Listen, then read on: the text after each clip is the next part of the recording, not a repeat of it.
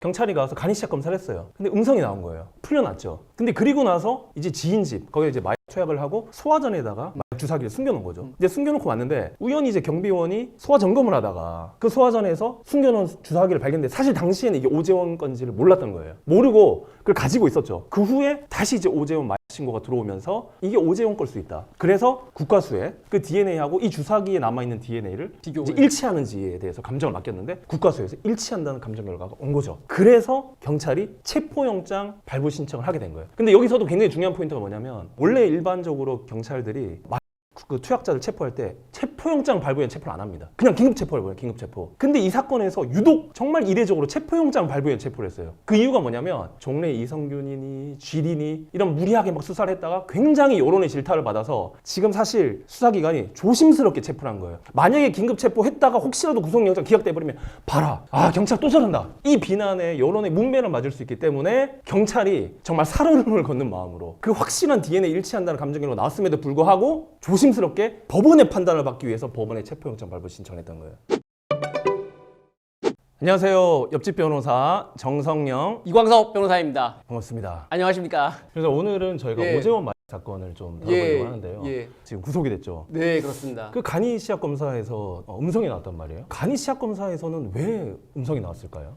일단 간이시약 검사 자체가 이제 모발에 의한 검사보다 정확도가 떨어지는 데다가 5일 내지 10일이 지나면 그 전에 마약을 투여했다 하더라도 간이시약 검사에서는 이제 검출이 되지 않는 걸로 알고 있습니다. 그 검사했을 당시를 기준으로 한 5일 동안에는 마약을 하지 않은 걸로 예상을 하고 있습니다. 그렇죠. 그 간이시약 검사에서 참고로 말씀드리면 한 줄이 나오면 양성이고 두 줄이 나오면 음성입니다. 맞습니다. 헷갈리면 안 됩니다. 예. 그리고 그 간이시약 검사 외에도 또 다른 것들도 있죠. 뭐 모발이라든지. 맞습니다. 예. 그러니까 쉽게 말해서 사람 신체에 있는 모든 털은 다 가능한데 뭐 예컨대 뭐 심지어 뭐 귓속털, 뭐 코털, 뭐 다리털, 뭐 음모, 채모 정말 여러분들이 상상할 수 있는 모든 털이 사실은 그 대상이 되고 심지어는 뭐 각질까지도 맞습니다. 이제 경우에 따라서는 그거를 통해서 마약 성분을 검출해낼 수 있습니다. 그렇죠. 뭐 손발톱도 가능하고요. 그리고 이제 모발로 할 때는 보통 한 100수 정도 이렇게 뽑게 되고 채모를 할 때는 한 300수 정도. 그래서 이제 그런 식으로 광범위한 곳에서 이제 마약 성분을 검출해낼 수 있기 때문에 탈색을 한다든지 그렇죠. 자기가 보이는 곳에서 제모를 자기 딴에는 열심히 한다고 하더라도 증거인멸에 성공하지 못하는 경우가 많이 있습니다. 맞습니다. 그 댓글들을 보면 이제 이런 댓글이 많았어요. 아 일단 중립기요. 받겠다. 그 전에 뭐 이성균이라든지 뭐 GD라든지 이제 이런 이제 학습 효과였던 것 같은데 이게 뭐 변호사님께서 잘 아시겠지만 체포영장 발부에 의한 체포는 말 그대로 법원이 이 사람이 범죄 혐의가 상당하다라고 판단을 한 게 바로 체포영장 발부에 의한 체포인 것이고 긴급 체포는 그 판단을 수사기관이 하는 거예요. 검사 또는 사법경찰관이 범죄 혐의가 상당하다.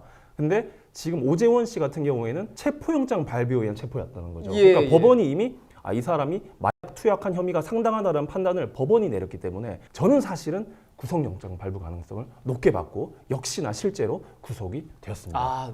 네. 일단은 그 현재 그 이 수사상을 좀 보면 일파만파 확대가 좀 되고 있어요. 네, 맞습니다. 전형직 야구 선수들에 대해서 뭐 수면제 뭐 대리 처방 의혹까지 지금 막 퍼지고 있는데 일단은 저희가 이제 좀 살펴봐야 될 포인트는 과연 오재원이 저는 공판 단계에서 유무죄를 다툴지 아니면 양형만을 다툴지를 일단은 좀 지켜봐야 될 거라고 생각을 하고요. 조금 더 이 마약 사건에서 유리한 어떤 이런 그 형을 받기 위해서는 일단은 뭐 동종 전과가 없거나 동종 전과 없거나 아니면 아예 뭐 우리가 소위 말 뭐 생초범 아예 전과가 없거나 이런 경우에 이제 좀 또 유리하고 마약 사건 특징이 이제 공범이라든지 판매책이라든지 뭐 그런 식으로 이제 수사기관에게 약간 공적 정보를 줬을 경우에 감형이라든지 이제 선처를 많이 받을 수 있기 때문에 공적서라고 하는데 그만큼 협조한다는 협조했다. 이 사람이 이렇게 협조해서 우리가 상선을 잡는데 기여했습니다. 그럼 그것도 양형 어떤 인자가 될 수 있고요. 그리고 진지한 반성을 하는지 또 가족과의 어떤 뭐 유대관계 또 뭐 탄원서 이런 것들도 도움이 될 수 있죠. 맞습니다. 그리고 좀 더 중요한 이제 양형교서가 좀 있는데 그거는 그렇죠. 그 이제 사실은 마약 사건에서 이 형량 자체를 좀 줄일 수 있는 방법이 있습니다. 근데 이거는 저희가 좀 방송에서 좀 말씀드리기는 어려운 게 이게 마약 투약자분들이 수사 단계나 재판 단계에서 악용할 가능성이 있을 수 있기 때문에 저희가 이거는 방송에서 말씀드리지 못하는 점 좀 양해를 부탁을 드리겠습니다. 그리고 이게 좀 처벌만이 능사는 저는 아니라고 생각을 하거든요. 저도 전적으로 동감합니다. 그래서 어떻게 좀 이 마약 사건이라는 게 처벌을 하는 이유가 뭐냐면 이런 무거운 처벌을 했으니까 네가 이걸 잘 기억했다가 다시는 마약 마약을 투여하지 말라는 건데 그런 이제 처벌에 의한 교정의 효과가 다른 범죄에 비해서는 훨씬 떨어진다고 보이거든요. 그렇죠. 이거는 사실 미국에 의해서도 제가 쉽게 확인할 수 있어요. 미국에서 굉장히 강하게 처벌했는데 마약이 지금 결코 끊어지지가 맞습니다. 못한 상태입니다. 물론 이제 마약은 개인, 가정, 더 나아가 지역사회, 국가까지 병들게 하는 중대 범죄이기 때문에 엄한 처벌이 불가피하고 거기에 대한 어떤 강력한 이런 조치들이 불가피하지만 그런데 사실 혼자만의 힘으로는 절대 마약 끊을 수가 없습니다. 그래서 사실 우리가 이 마약 투약자들을 어떤 단죄 대상만으로 보기보다는 어떤 재활과 치료의 대상으로 보고 주위 사람들이나 어떤 가족이나 지역사회나 이제 이런 사람들이 좀 굉장히 이 사람들이 잘 재활하고 치료받을 수 있도록 전적으로 좀 지지해주고 이렇게 도와주는 것이 너무나도 저는 필요하다고 생각을 합니다. 전적으로 동감합니다. 체계적으로 마약 투여를 하신 분들을 좀 지원할 수 있는 프로그램이라든가 시설 같은 것을 좀 더 확충할 필요가 있다고 봅니다. 참고로 말씀드리면 이 마약 그 재활센터가 지금 우리나라에 전국에 딱 4개밖에 없습니다. 4개밖에 없는데 이 4개도 전부 다 남성 전용입니다. 그러니까 여성이 들어갈 수 있는 마약 재활센터는 아예 없습니다. 그래서 지금 일부 이제 마약 투약을 하신 여성분들이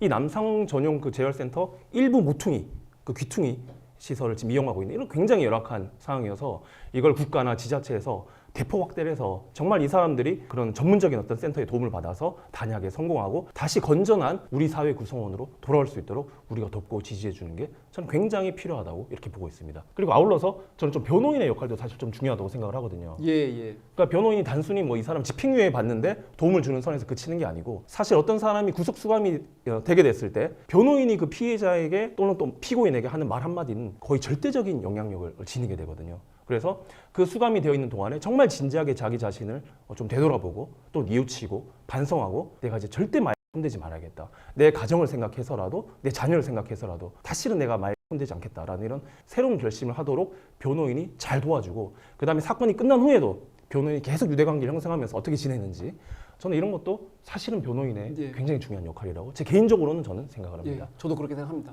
이제 변호인이 단순히 형량을 줄이는 데만 너무 치중을 해서 그분과 소통을 하게 되면 그분도 다른 마음을 좀 먹을 가능성도 있고 가족들 유대관계뿐만 아니라 변호인과의 유대관계도 굉장히 중요하다고 생각합니다. 네, 마약이 사라지는 그날까지 저희 옆집 변호사가 여러분과 함께 하겠습니다. 하겠습니다. 오늘 영상이 유익하셨다면 구독, 좋아요, 알림 부탁드립니다. 감사합니다. 감사합니다. 그 오전 마약 사건에서 내가 원래 아까 말하려고 했는데 그 얘기를 했는지 모르겠다. 그러니까 이거 진짜 중요한 내용. 서울지방법원 몇 개 재판부에서 이제 실형이 계속 나와요. 마약 사건은 초범이면 그동안 대부분 재판부에서 집행유예 선고를 했어요. 근데 이게 점점 엄벌 추세고 실제로 최근에 서울중앙지방법원 그 몇몇 재판부에서는 동종 전과가 없는 마약 초범이거나 아니면 아예 전과가 없는 생초범이어도 지금 실형 선고하고 있어요. 진짜. 지금 다른 법원도 이제 이 영향 받을 수밖에 없거든요. 근데 이거를 지금 일반인들이 뭘까? 그러니까 오재원도 에이 어차피 난 집행유예 나오겠지. 큰 코 다쳐 그러다가 지금 이제 진짜 완전 생초범도 지금 실형 때리는 추세예요. 근데 이거를 사실 마약 사건 많이 안 해본 사람은 모르거든요. 그리고 일반 국민들도 모를 거예요. 이거는 이제 딱 진짜 저희만 얘기해 줄 수 있는 거거든요. 그러니까 아까 내가 이거 얘기한다는 게 깜빡했어. 마약 피의자들이 만연히 그냥 변호인 선임도 안 하고 어차피 그냥 국선 써가지고 대충 하면 집행유예 나올 거야. 그러다 큰 코 다쳐요 진짜. 네.